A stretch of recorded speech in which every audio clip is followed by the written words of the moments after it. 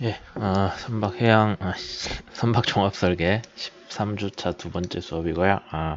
사이버 캠퍼스에 공지한 대로 이제 앞으로는 수업이 3번 남았는데 선박 설계 컨테스트에서 이게 매 해마다 방학 중에 선박 설계 관련해서 특강을 3일 동안 하거든요. 사이버 캠퍼스에 공지가 올라가 있으니까 아마 그거 먼저 보신 분들이 더 많을 텐데 이거 보시기 전에 파트별로 하고요. 그게 한 3일 동안 합니다. 6개 주제에 대해서 하고 저희가 그 관련해서 선박 종합설계 수업하면서 조 쪼개놓은 거랑 비슷하게 뭐 그렇게 쪼개서 해요.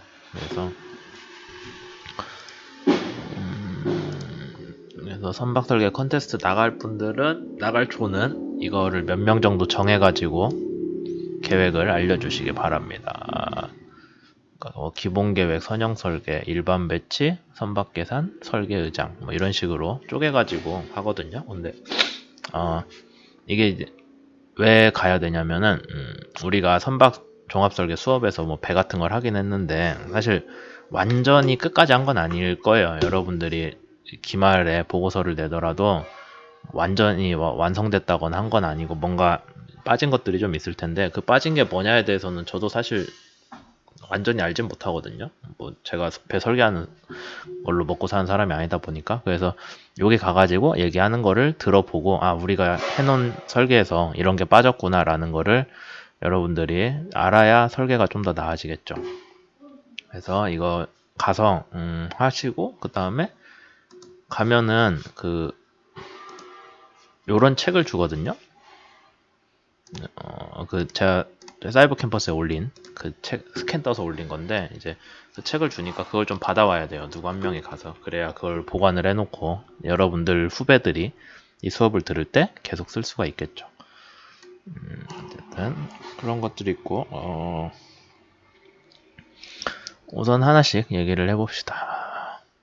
선박에서 이번 시간에는 사이버 캠퍼스에 공지를 한 대로 선형 설계랑 기본 계산 자료, 작년도 자료예요. 기본 계산 자료를 가지고 좀 얘기를 할 거고, 물론 우리가 수업 중에 얘기 다 한 거긴 한데, 그래도 혹시 빠진 게 있을까? 그걸 이제 위주로 볼 거예요.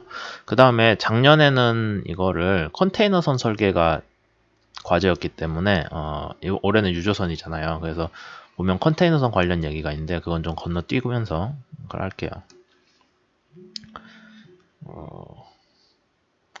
그래서 선형 설계, 선형 제도, 추진기 설계, 타 설계로 선형이 구성되어 있고요. 하나씩 가봅시다. 그러면 설계 목표는 뭐 여러분들이 우리가 스웨즈막스를 하면서 정해졌죠. 잠깐만요. 예. 그래서 우리가 스웨즈막스로 배가 정해져 있으니 대충 여러분들이 이미 정한 거죠. 그 다음에 속도는 설계 목표로 주어져 있던 거고, 다만 그 속도를 달성하기 위해서 저항을 작게 하고 추진기 효율을 높이는 건 당연하긴 한데 그걸 위해서 배 설계를 어떻게 해야 될지가 사실 여러분들이 이번에 이걸 하면서 좀 깨달았어야 되는 건데 뭐 많이 노력들 하고 있는 걸로 알고 있습니다. 그래서 출력이 작아야 되는 거죠. 엔진을 작게 쓰는 게 옛날에는 단순히 연료비 측면에서 문제였는데 요새는 EEDI 문제가 포함이 되기 때문에 배가 작은 동력으로 또 속도를 낼 수 있어야 된다 하는 게 있었고, 운동 조종에서는 조종 관련해서만 체크하라고 했었죠. 조종 그 모델 드렸으니까 엑셀 시트로 거기서 해석을 해야 되는 거고.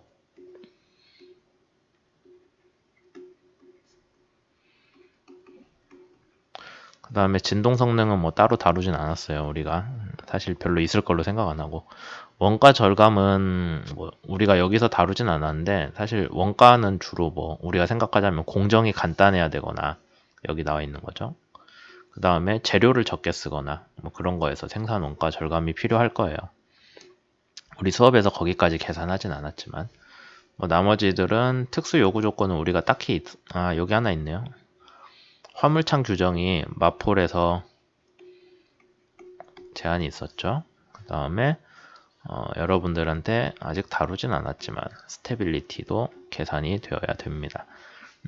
스테빌리티는 뭐 우리 종합설계 수업 자체에서는 그렇게 다루지는 않을 예정인데, 그건 있나요? 저기 선형에서 아마 복원성 커브 그리는 건 제가 얘기했던 것 같은데, 그 정도만 하지 뭐 따로 컨디션별로 뭐 스테빌리티를 정하라거나 하는 거는 계획이 없어요.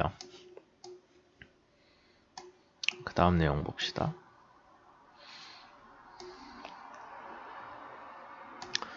그래서 이제 여러분들이 선형 설계하는 입장에서 원래 제일 중요한 거는 저항을 줄이기 위한 설계를 하는 거거든요. 그러니까 선형을 담당하는 사람들이 원래는 둘이 같이 가겠지만 우리가 지금 그걸 쪼개놨으니까 파트를 저항을 줄이고 싶은 설계가 있을 거잖아요. 이렇게 하면 저항이 줄 것 같은데, 그럼 그 얘기가 선형 그리는 오트어라는 사람한테 이 사람들이 이렇게 좀 수정을 해달라고 들어가야 돼요. 그럼 이 사람들이 이걸 다시 주고, 그럼 그거 가지고 여러분들이 유효 동력을 새로 계산할 수가 있겠죠. 뭐 얼마나 개선이 될지는 저도 잘 모르겠지만 어쨌든 여러분들이 그 선형에서 주어진 정보를 가지고 저항 추정하잖아요. 그 여러분들 논문 드렸으니까 거기서 CR 추정해가지고 EHP 구하고 걔로 DHP 구하죠. 이런 절차가 있으니까 또 저항에서 보고 선형에 요거 고쳤으면 한다. 수정 사항을 주고. 그게 좀 오락가락 해야 돼요. 원래는. 그렇게 해서 무엇을 우리가 해주고 싶으냐면은 저항을 줄일 거고요. 추진 효율을 올려야겠죠. 배에 대해서. 그 다음에 엔진 효율은 이거는 뭐 그냥 그거예요. SFOC가 아마 EEDI 하신 분들 알 건데 그러니까 일마력을 내기 위해서 연료를 얼마나 태워야 되냐의 문제가 되거든요. 그 다음에 그 연료를 얼마 태웠을 때 CO2가 얼마가 나오는지가 CF였죠. 우리가. 그래서 연료 소모량이라고 보면 됩니다.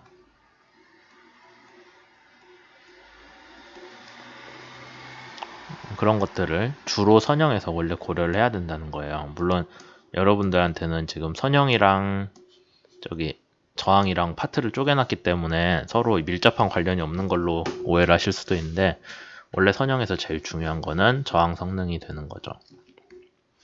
그 다음에 조종 성능 관련해서는 그때 얘기를 드렸던 게 지금 여기 보면 배가 있는데 배 뒤쪽에 방향 탈을 얼마나 크기로 만들어야 되냐. 여기 수업자료 끝에서 다뤄요. 근데 어쨌든 러더를 만들어서 뭐를 해야 되냐면은 요런 것들을 확인하기 위한 조종 시험이 있었죠. 근데 실제 배로 시험을 할 수가 없으니까 시뮬레이션을 하는데 그 시뮬레이션에서 주요 조종 지표들이 있었어요. 그게 뭐 선회 시험, 그 다음에 지그재그 시험 해가지고 거기에서 선회 시험에서는 뭐 전술 반경이네 뭐네 하는 것들이 얼마 이하가 나와야 된다. 지그재그에서는 오버슛이 얼마 이하가 나와야 된다. 얘는 택티컬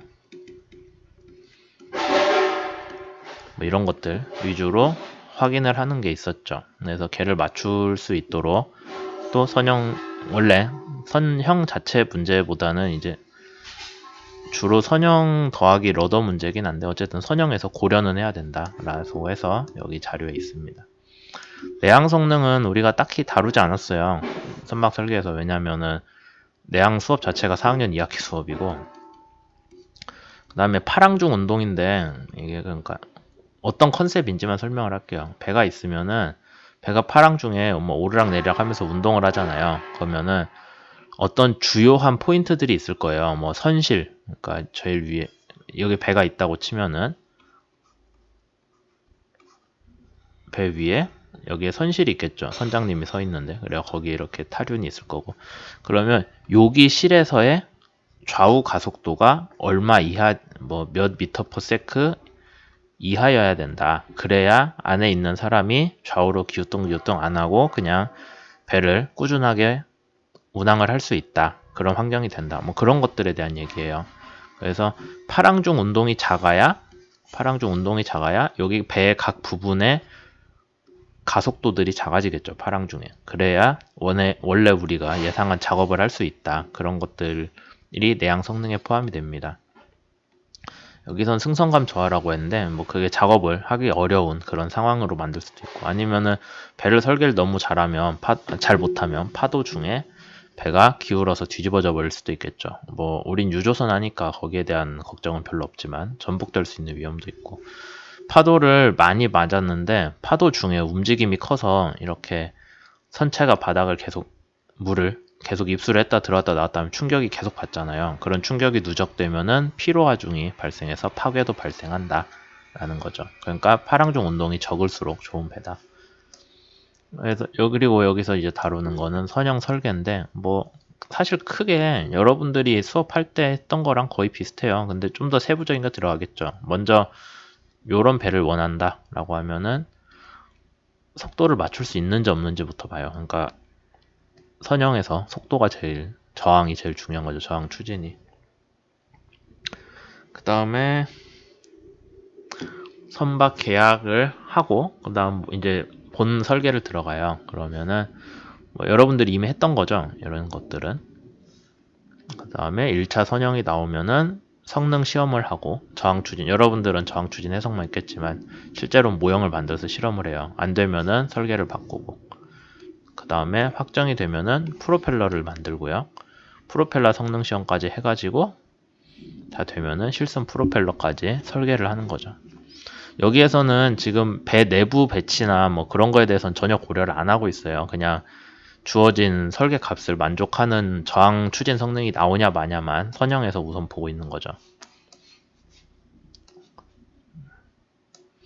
그 다음에 뭐 여러분들한테 선형 치수는 여러분들이 알고 있듯이 길이랑 높이랑 폭 가지고 정한데, 우리는 수에즈막스였으니까 값이 딱 정해져 있었죠. 만약에 정해지지 않은 배라면은 오히려 더 설계하는 게 복잡했을 수도 있는데, 그렇다면은 만약에 했다면은 이전의 선박들을 기준으로 우리가 추정을 해야겠죠. 뭐 여기서 보면 LNG 캐리어인데 생전 처음 보는 사이즈의 LNG 캐리어를 만들어야 된다라고 하면은 우리가 기존에 있던 선박들을 쭉 늘어놓고, 뭐 길이는 예전에는 이런 정도였으니까 우리는 뭐 대충 여기 정도는 나와야 뭐 우리가 원하는 DWT를 맞출 수 있다, 그런 식으로 얘기를 할 수 있을 거예요. 그래서 그런 식의 접근도 필요할 수는 있지만 우리 수업에서는 다루지 않았다. 그다음에 뭐 이런 것들 검토 사항인데, 이제 선주가 줄 수 있는 것들이 제일 중요해요. 걔를 다 만족을 하지 않으면 배가 인도가 안 되겠죠. 큰일이 날 수 있고, 그 다음에 일부는 기본 계획에서, 그러니까 선주가 준 값들에 대해서 뭐 속도 성능이겠죠. 아니면은 우리 스웨즈막스니까 이런 것들 정해져 있고, 어떤 배를 할지 이걸 바탕으로 기본 계획 파트에서는 이제 속에 배치를 어떻게 할지, 뭐 LCB도 여러분들 계산했잖아요. 그 다음에 선형을 어떻게 잡을지, 엔진룸은 어디다 갖다 댈지, 그런 것들까지 설계를 해서 내는 거죠. 그래서 선주가 갖다 준 거는 애초에 변경을 하면 안 되는 부분들이니까 여기 있는 거예요.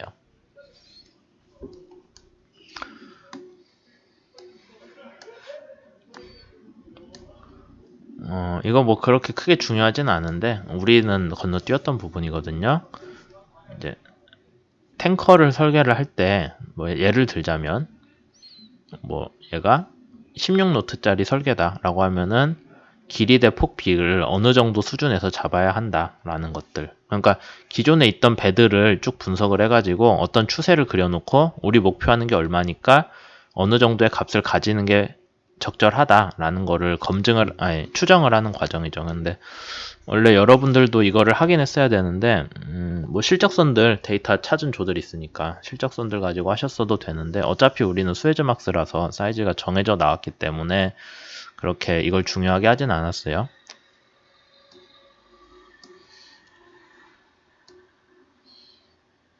그 밑에 그 다음에 뭐 실적선들 가지고 설계를 한다면은 이런 것들을 확인을 해야 된다라는 거죠. 근데 뭐 크게 중요하진 않아요. 대충 이 정도 값이 나온다는데, 여러분들도 그 참고선형 가지고 참조선형 가지고 뭐 프로펠러에서 어느 정도 효율 나오겠다 이런 것들 대충 추정은 했었잖아요. 참조선형에 대해서. 그런 부분들을 실제로 한다라는 내용이라서 뭐 크게 확인 안 하셔도 됩니다.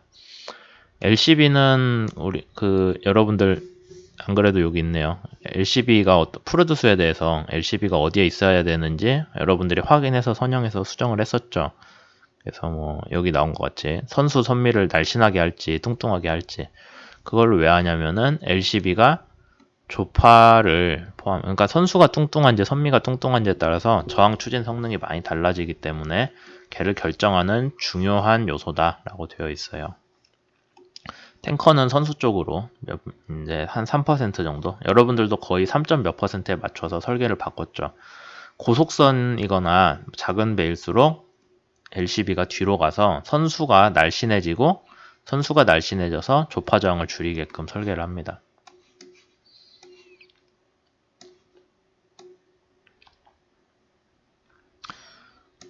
그렇게 해서 우리가 확인을 하는 게 저항 성능을 먼저 보는데 여러분들 CR 계산했고 뭐 CF 계산했고 뭐 CA 계산했고 등등 해서 CTS 가지고 거기서 P2를 만들었죠.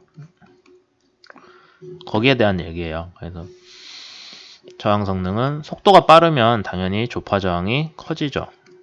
속도의 4제곱인가? 거기에 비례해서 푸르드수의 4제곱에 비례해서 커질 거고, 마찰 저항은 레이놀즈 수 넘버니 문제니까 뭐 여러분들이 확인할 수 있죠. 추정을 할 수 있죠. 저항 추진 때 배운 대로. 그런 것들 가지고 대충 이 정도의 그 저항이 발생한다라는 걸 알 수 있고, 그 중에서 조파 저항을 보자면은 선체 주위의 파도인데 파도를 만드는데 에너지가 소모가 되거든요. 그러니까 그게 다 저항이에요. 파도를 만드는데 들어간 저항으로 인해서 파도의 파도가 에너지를 받아서 형성이 되는데, 그럼 좋은 배는 어떤 배냐면은 설계한 속도에서 파가 적게 발생하면 좋겠죠. 주위에 영향을 적게 줬다는 뜻이니까 저항이 작다는 뜻이에요. 그래서 여러분들이 뭐 여러 가지를 합니다. 선수를 날씬하게 하기도 하고 구상 선수를 가지고 팔을 상쇄하는 효과도 노리고 뭐 수선면을 날씬하게, 특히 탱커 같은 경우는 수선면을 날씬하게 하고 그 다음에 저기 밑에다가 배수량을 모른 그런 이제 구상 선수가 들어가죠. 중간 선수인가? 낮은 벌브 뭐 그런 거, 중간 벌브 그런 것들 저항 추진 때 배웠었죠. 그 등등이 있습니다. 그래서 선속에 따라 뭐 여기서 얘기하는 선속에 따라서 파 형상이 달라지긴 하는데 우리는 설계 속도에서만 파가 작으면 되는 거죠. 나머지 볼 필요 없이. 구상 선수는 어떻게 설계를 하냐면은 저항 추진 때 배웠던 거네요. 지금 아마 여러분들 배는 이렇게 낮은 중간 벌브를 썼을 거고, 걔는 수면을 날씬하게 하고 밑에 배수량을 몰아줘서 조파 저항을 뭐 좀 줄인다거나 하는 느낌으로 설계를 하는 거고, 이건 고속선용이죠. 둘은 고속선일수록 뭐 벌버스 바우가 커지는 것들이 있고 등등 써져 있습니다. 그래서 그냥 알아두시면 좋은 게, 요즘에는 배를 크게 만드는데 컨테이너선 속도는 거의 25노트로 고정이 돼 있거든요. 왜냐하면 얘보다 키우려면 엔진이 막 커져야 되는데 막 큰 엔진은 사실 만들지도 않고 비싸고 설치도 힘들고 하니까, 그 다음에 구태여 더 빨리 갈 생각도 없고, 이 정도가 그냥 물류에 적절한 속도라서 계속 얘로 가니까, 이 속도라면은 푸르드 수는 루트 GL분의 V에서 배 길이가 길어지기 때문에 푸르드 수 전체는 낮아져요. 푸르드 수가 낮으면은 조파 저항 크기는 모르겠지만 우리가 조파 저항 개수는 작아질 거라고 이해를 할 수 있죠. 저항 추진 때 배운 개수.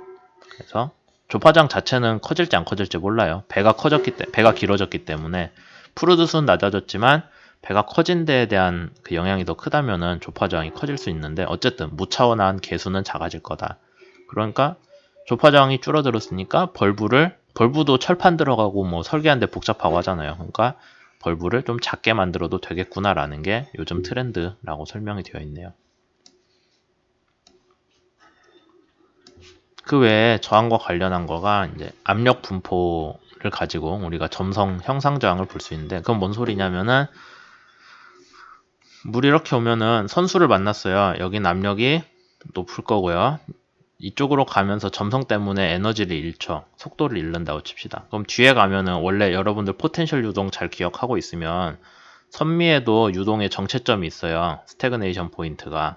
그럼 거기서도 압력이 발생을 해야 되는데, 이미 여기에서 가는 유동이 에너지를 많이 잃었기 때문에 스태그네이션 포인트의 압력이 선수의 스태그네이션 포인트보다 작아요, 압력이. 그러면 이쪽의 압력이 더 크고 이쪽의 압력이 작으니까 결국에는 그게 저항 성분으로 이렇게 놓고 봤을 때 앞쪽에서 미는 힘이 더 크잖아요. 그러니까 저항이 발생을 하죠. 그래서 선체 주위를 흐르는 유동이 점성으로 인해서 에너지를 잃었어요. 표면에서. 그로 인한 앞뒤의 압력 차이를 우리가 여기 있죠. 선수와 선미의 압력 차이를 점성 형상 저항으로 규정을 하는데 사실 탱커에서는 여러분들 설계한 탱커에서는 상당히 큰 저항 성분이기는 하지만 근데 그걸 어떻게 해야 줄일 수 있다 뭐 한다 하는 데에 대한 연구는 별로 심도 있게 안 됐거든요. 그래서 여러분들이 저항 추진에서 배운 거 이후로 우리 수업에서 따로 쓰진 않았죠.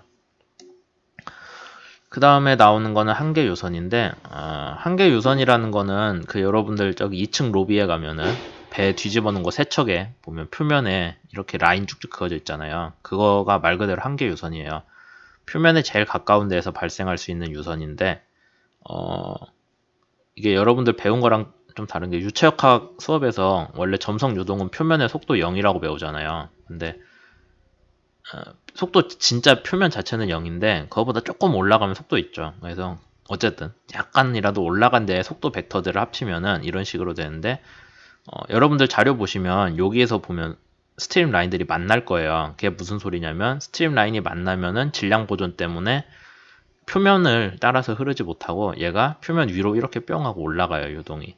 그래서 뭐 여기서 이렇게 동그랗게 돌면서 나간다거나 하는 것들. 그래서 한계 유선을 보면은 물이 어떻게 흐르는지, 그 다음에 어디에서 유동 박리가 일어나는지 그런 거를 확인을 할 수가 있어요.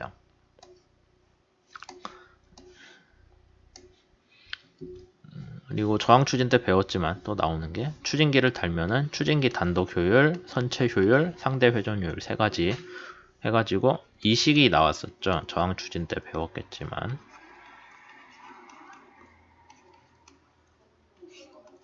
그래서 얘는 저항 시험에서 구하고 얘는 자항 시험에서 구하고 얘는 프로펠러 단독 시험에서 구한 거를 자항 시험에서 다시 찾아서 쓰고 그렇게 해서 최종적으로 얘를 구하는 게 여러분들의 목표가 되는 거였죠. 그런 얘기하고 있고 프로펠러가 여기에 있을 때 프로펠러에 들어오는 유동이 균일하진 않아요. 공간적으로. 시간적으로는 뭐 배가 같은 속도로 가면 시간적으로는 균일할 수 있는데 공간적으로 균일하지 않기 때문에 이런 데가 이제 저속으로 물이 들어오는 데거든요.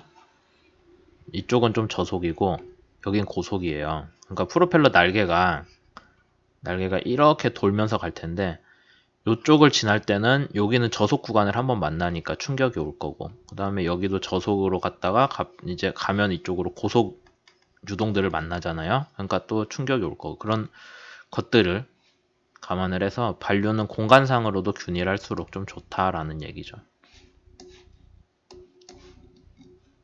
생각보다 분량이 많네요.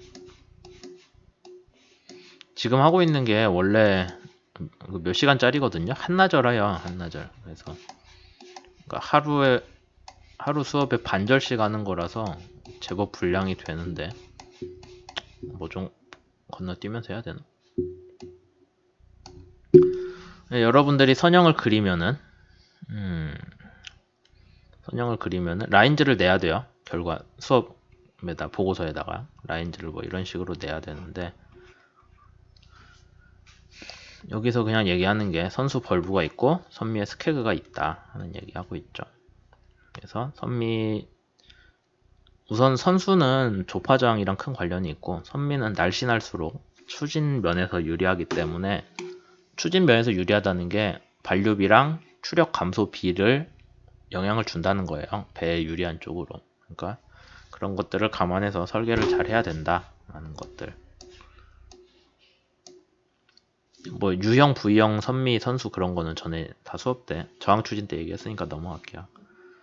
그래서 탱커를 설계를 하겠다라고 하면은 선수부가 좀 뚱뚱해서 LCB가 앞으로 간다라는 얘기 있죠.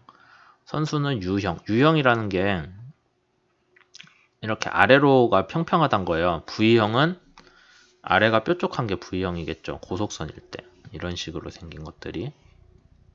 그러니까 아랫면이 평평한 부분이 적은 게 V형 선형이 될 텐데 선수가 뚱뚱해야 되니까 U형을 가지고요. 그 다음에 프리보드는 어차피 계산해보면 알겠지만 그렇게 크지 않은 편입니다. 프리보드가.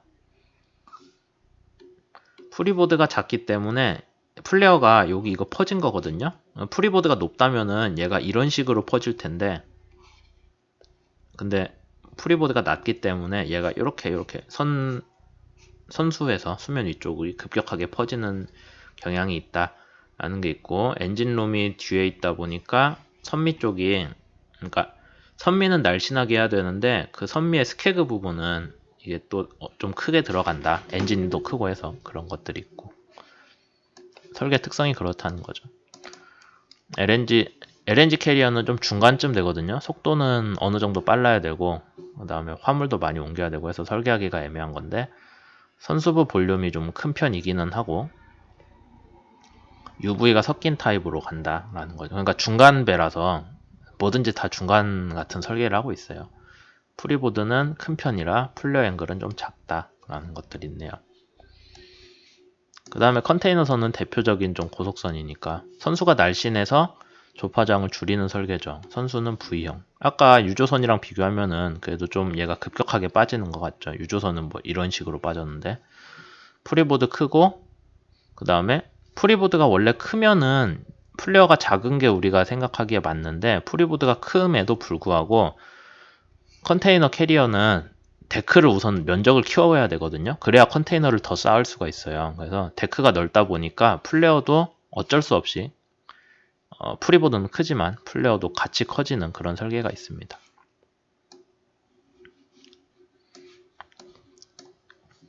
여기 앞에서 얘기한 스케그가 뭐냐면은 여기 선미 쪽에 튀어나온 데가 스케그예요. 이런 식으로. 그래서 여기 스케그라고 써져 있죠. 그러니까 선미 쪽에 길이 방향으로 튀어나와 있는 선체 구조물을 스케그라고 해요. 뭐 얘는 이제 추진 성능에 좀 영향을 주는 편이 있고, 그 다음에 조종 성능에도 영향을 좀 줘요. 스케그가 길수록 배가 직진성이 좋아지는 그런 게 있습니다. 그다음에 뭐 웨이크랑 속도 성능 얘기를 하고 있는데, 뭐 저항 추진 때 얘기한 거니까 넘어갈게요.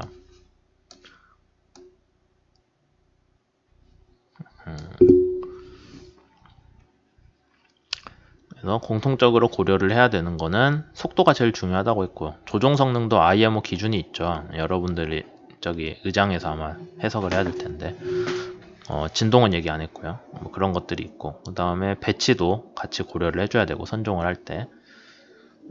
트림은 우리가 딱히 다루진 않았고, 프로펠러 이멀전은 나중에 여러분들이 추가로 하시려면 하시는데, 그 최소 트림, 최소 SBT? 밸러스트 탱크로 인한 최소 홀수 있잖아요. 밸러스트 탱크 꽉 채우고 화물칸 비웠을 때 최소 홀수. 그거 계산할 때 보면은 거기에 프로펠러가 최소 얼마 정도 잠겨야 된다 하는 게 있어요. 그거를 계산해서 확인을 하는 게 중요합니다. 뭐 그런 거 있고, 프로펠러 바텀은 베이스 라인에서 프로펠러 끝단이, 프로펠러가 이렇게 있으면은 선처 밑바닥 베이스 라인에서 해봐야 50mm 이상이라고 하는데, 뭐 아마 여러분들 다 지켰을 것 같네요. 그거는.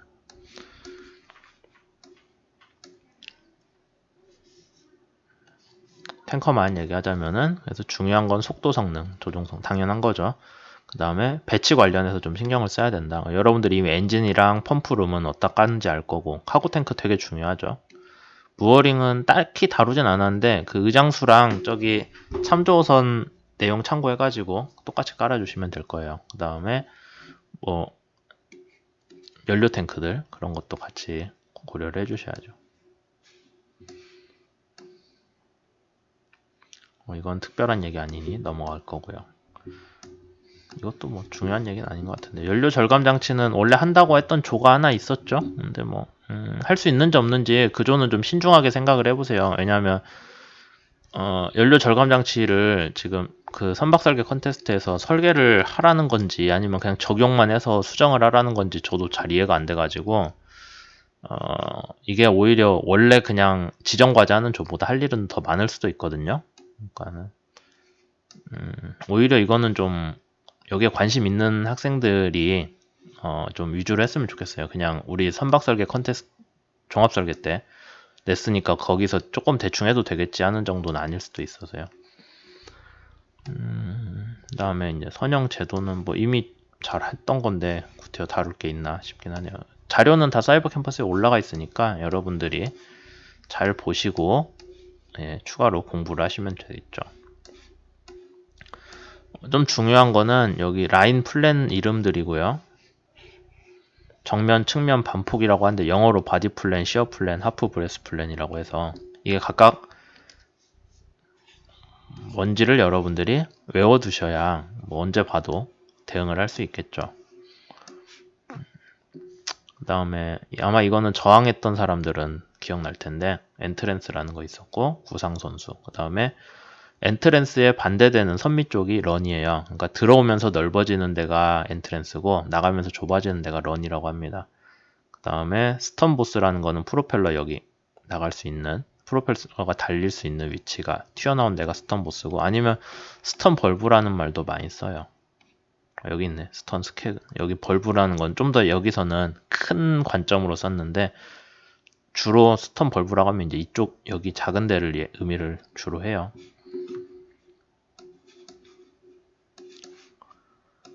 추진기 설계 얘기가 있는데 뭐 이미 추진기 설계 선형에서 저항 추진에서 잘 하기 때문에 딱히 드릴 내용들은 별로 없는 것 같긴 한데요.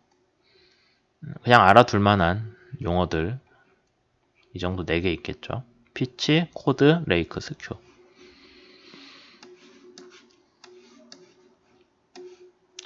추진기 설계할 때 여러분들 그 확장 면적비 A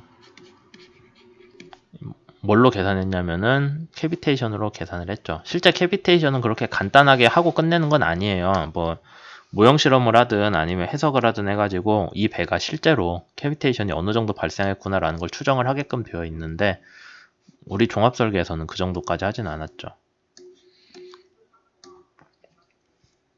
그리고 여러분들 그 지금 저항 추진 파트하고 엔진 선정한 사람들 아마 했을 텐데 엔진 성능 곡선이 이런 식으로 그려져 있으면은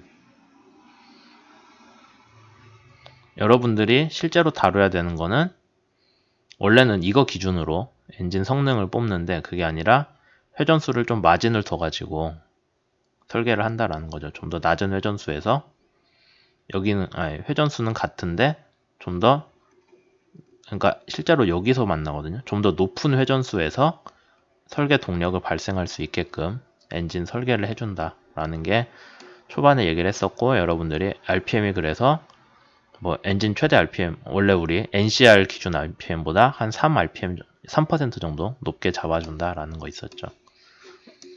타 설계는 뭐 우리 수업 때 그렇게 자세하게 하진 않았어요. 근데 일반적으로 세미 밸런스드 러더라는 거 쓰고 있다라는 정도 알면 되겠죠.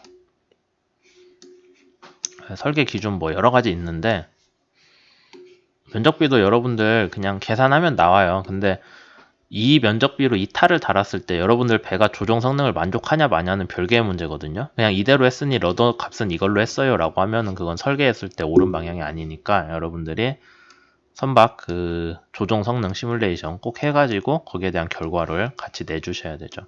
뭐 러더에 대한 캐비테이션도 있다라는 것까지 얘기를 해서 여기 자료는 여기까지 하도록 하겠습니다. 그래서 처음 했던 게 지금 선형 설계고 원래 이번 시간에 기본 계산까지 해야 되니까 별도 파일로 올라갈 거예요.